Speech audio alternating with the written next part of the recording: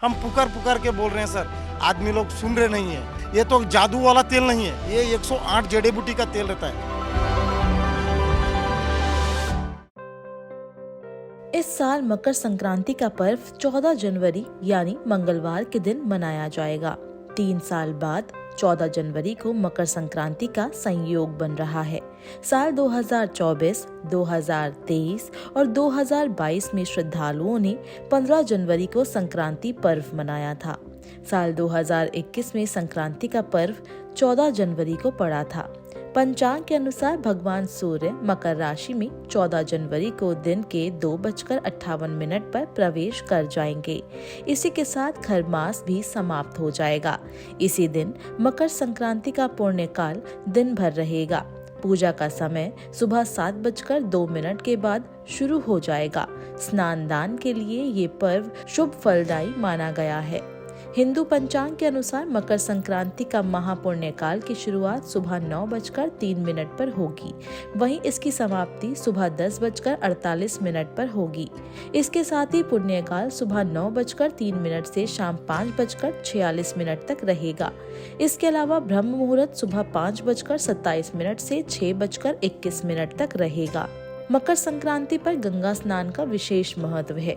इस दिन लोग प्रयागराज के त्रिवेणी तट पर स्नान के लिए जाते हैं। ऐसे में जब कुंभ चल रहा है तो इसका महत्व और भी ज्यादा बढ़ जाता है। वहीं इस दिन स्नान के लिए सबसे अच्छा समय ब्रह्म मुहूर्त को माना जाता है। इसके साथ ही महापुण्य काल और पुण्य काल में भी स्नान करने का विधान है। माना जाता है कि इस मौके पर गंगा स्नान करने से सभी कष्टों का अंत हो जाता है, साथ ही मोक्ष की प्राप्ति होती है। कहते हैं कि इस दिन भगवान सूर्य की पूजा करने और उन्हें उनका प्रिय भोग चढ़ाने से उनकी कृपा प्राप्त होती है। तो आइए इस मौके पर सूर्य नारायण को किन चीजों का भोग लगाना चाहिए वो जानते हैं। गुड़ से बनी मिठाई। मकर संक्रांति के दिन भगवान सूर्य को गुड़ या फिर उससे बनी मिठाई का भोग लगाना अति शुभ माना जाता है। कहते हैं कि इस दिन सूर्य देव को गुड़ से बनी मिठाई का भोग लगाने से सुख संपत्ति में वृद्धि होती है। खिचड़ी। मकर संक्रांति के दिन खिचड़ी खाने और सूर्यदेव को उसका भोग लगाने का विशेष महत्व है।